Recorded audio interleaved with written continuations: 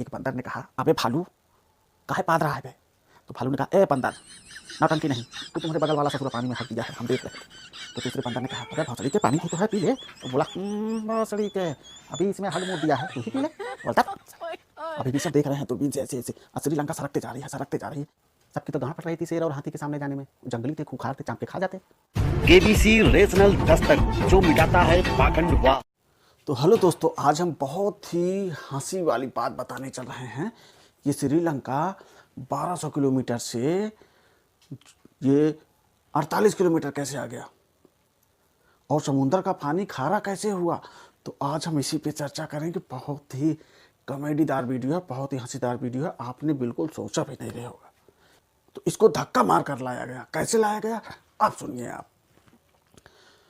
तो जब राम ने रावण को मार दिया और वहाँ पर विजय पा ली, उसके बाद विभीषण को राजा बना दिया।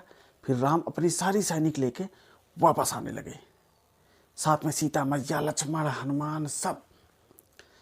तो विभीषण राम जी को छोड़ने आ रहे थे।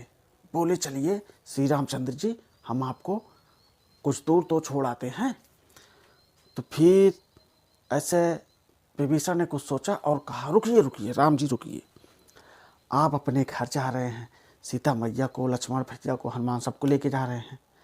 अब आपके बच्चे होंगे, हमारे भी बच्चे होंगे, आप मुंडन सुंडन करवाएंगे, बर्थडे सड्डे करवाएंगे, सेलिब्रेट करेंगे, तो निमंत्रण तो देंगे ही हमको, क्योंकि आपकी हमारी दोस्ती तो गहरी हो गई है। तो रामचंद्र जी ने सोचा कि कहा कि हाँ। फिर विभीषण ने कहा, इतना दूर है, हम 1200 किलोमीटर, निमंत्रण कैसे देने आएंगे। एक काम करते हैं, श्रीलंका को हम अपने सैनिकों से धक्का मरवाते हैं। हाँ? तो रामचंद्र ने कहा, बात सही है। हनुमान जी ने कहा, बात सही है।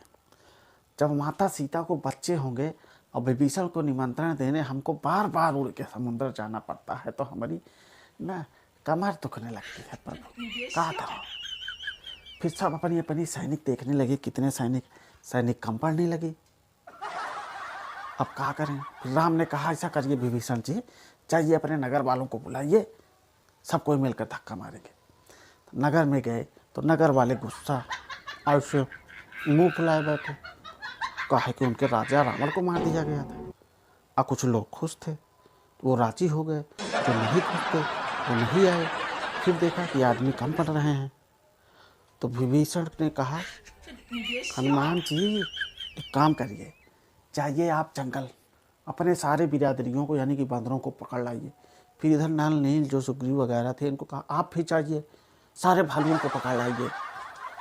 अब भैया वो बंदर था, बंदरों को पकड़ लाया, वो भालू था, भालुओं को पकड़ लाया। बाकी जानवर तो बहुत थे, सबकी तो गांठ पड़ रही थी शेर और हाथी के सामने जाने में। जंगली थे, खूंखार थे, चाँप के खा जाते। तो जो लोग भी बटुए, जो लोग भी आए, हू हा करते करते तो सब ने अपने लोगों को लगा दिया, जाइए भैया समुद्र में घुसिए और धक्का मारिए। अब भैया सबको धक्का मारने लगे। इधर रामचंद्र जी आगे खड़े हैं धनुष लगा के, इधर सीता मैया, फिर लक्ष्मण भैया, फिर हनुमान जी, इधर खड़े हैं विभीषण। अब विभीषण देख रहे हैं दूरबीन से ऐसे ऐसे, श्रीलंका सरकते जा रही है। पीछे से भालुओं, बंदरों, सैनिकों की हालत गंभीर, सर से लेके पसीना जमीन तक, पानी में सब, समुद्र में। और उस टाइम समुद्र का पानी मीठा होता था, जिसको प्यास लगती थी पी लेता था। लेकिन धक्का मारते मारते मारते, सरकाते सबकी गत हो गई। कोई हग मार रहा है उसी में, कोई मूत मार रहा है उसमें। एक बंदर ने कहा, अबे भालू काहे पाद रहा है बे? तो भालू ने कहा, ए बंदर नौटंकी नहीं, वो तुम्हारे बगल वाला ससुरा पानी में हक दिया है, हम देख रहे हैं। बोले तभी तो बदबू आ रही। फिर दूसरी जगह वाला एक बंदर प्यासा हुआ, तो बोला यार प्यास लगी है। तो दूसरे बंदर ने कहा, अबे भौसड़ी के पानी थी तो है, पी ले। बोला, भौसड़ी के अभी इसमें हग मुँह दिया है, तू ही पी ले। बोलता चले। अब भैया सब प्यास के मारे लथापथ, पसीने से लथापथ, सर का पसीना पैर तक, कोई हग रहा है, कोई मूत रहा है। मगर धक्का मारे जा रहे हैं, धक्का मारे जा रहे हैं। और इधर प्रभु सब खड़े हैं, इधर विभीषण खड़े हैं। अब विभीषण ऐसे देख रहे हैं भारत कितने करीब रह गया टेलीस्कोप से। जब 50 किलोमीटर करीब भारत रह गया, दिखाई देने लगा, तो विभीषण ने कहा रोको रोको। अब रामचंद्र जी जैसे विभीषण पर तो भाग के सीता मैया के पीछे आ गए। तो विभीषण बोले अरे प्रभु कहाँ वहाँ जा रहे हैं? बोले अरे यार तुमने हमको डरा दिया, हमने सोचा कि रावण फिर से जिंदा होके तो नहीं सामने आ जाए। हम आगे खड़े हैं, हम ही को साला तीर मार दे और हमारा राम नाम सत्य हो जाए। नहीं प्रभु, भारत हमको दिखने लगा है। अब कह रहे हैं रोको रोको भैया, 50 किलोमीटर रह गया। अब इतना बड़ा लंका धक्का मारते मारते तो समय लग जाएगा रुकने में। उस सड़क कर 2 किलोमीटर और आगे बढ़ गया। अब 1200 किलोमीटर से रह गया 48 किलोमीटर। और आज लंका की दूरी महज 48 किलोमीटर है भारत से। हाँ, तो यही सवाल है कि श्रीलंका को 1200 किलोमीटर से 48 किलोमीटर किसने लाया और कैसे लाया होगा? इसी तरीके से लाया गया, इसी तरीके से लाया गया। उसके बाद फिर राम बोले विभीषण सैनिकों को ऑर्डर दो, थोड़ी दूर और रह गया है कि वो लोग धक्का मारें, ले चलते हैं आगे। तो विभीषण ने समझाया रामचंद्र आपके दिमाग में फूंसा तो नहीं भरा है? अरे आने वाली पीढ़ियाँ, हमारे बच्चे पीढ़ियाँ जो हैं वो आपके इतिहास को कैसे याद रखेंगी? समुद्र में पुल बनवाया था तो पुल को भी तो याद रखने दो। अब 50 ही बचा है, इसको ही छोड़ दो, यही लोग इतिहास में याद करेंगे कि रामचंद्र ने कुछ तो किया था। तो रामचंद्र बोले हाँ सही कह रहे हैं। फिर हनुमान जी बोले ठीक है, बहुत सही कह रहे हैं विभीषण जी आप, नहीं तो हमारे राम को कौन मानता। समुद्र में हमने पुल बनवाया तो वहीं पर रोक दिए, धक्का नहीं मारे। अब सारे बंदर भालू पानी से तरबतर। अब कोई पानी पीने को राजी नहीं है। अब कोई पानी पीने के लिए जाता भी तो पानी खारा। अब पानी भी खारा, काहे खारा हुआ?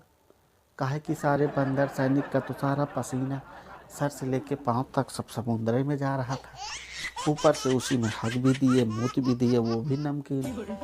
इसी से समुद्र का पानी खारा हो गया। नहीं तो पहले समुद्र का पानी भी मीठा था, आपने इतिहास में पढ़ा होगा। तो भैया बड़ी गति हुई। अब राम जी को भेजा गया कि चाहिए प्रभु श्री राम तुम्हें देश चाहिए। अब भगवान करे आपको बच्चे हों, आप बर्थडे सड्डे करें, सेलिब्रेट करें तो हमको निमंत्रण देना। अब हमारी दूरी भी कम हो गई है, भारत दिख रहा है, भारत तो हो दिख रहा है, इतनी दूर आने जाने में हमको दिक्कतें भी नहीं होगी। तो भैया यही कारण है कि श्रीलंका को 1200 किलोमीटर से धक्का मार मार कर भारत के करीब लाया गया। आज जिसकी दूरी 50 किलोमीटर है, यानी कि 1150 किलोमीटर लंका को धक्का मारते मारते बेचारे भालू बंदर आदमी सैनिक लोग लाए हैं। इतना तो अच्छा कर दिया, मगर समुद्र का पानी खारा कर दिया। हाँ, हग हग मोट मोट। रामायण में कहते हैं लोग राम जी ने 1200 किलोमीटर, यानी उसमें योजन लिखा है, और योजन को जो आज के हिसाब से कैलकुलेट किया गया तो जो योजन बताया गया है उस योजन के हिसाब से समुद्र की लंबाई 1200 किलोमीटर बनती है, और चौड़ाई तो मत पूछिए, वो भी ससुरा 6 किलोमीटर बनती है। मगर ये जो श्रीलंका की दूरी 1200 से 50 किलोमीटर हुई आज, यही कारण है। इसमें भी प्रभु श्री राम जी का हाथ है, हनुमान जी का हाथ है। ये धक्का मरवा कर इसको इतने करीब लाए हैं, नहीं तो 1200 किलोमीटर दूरी थी लंका की जहाँ पे रावण था, आज 50 बची है।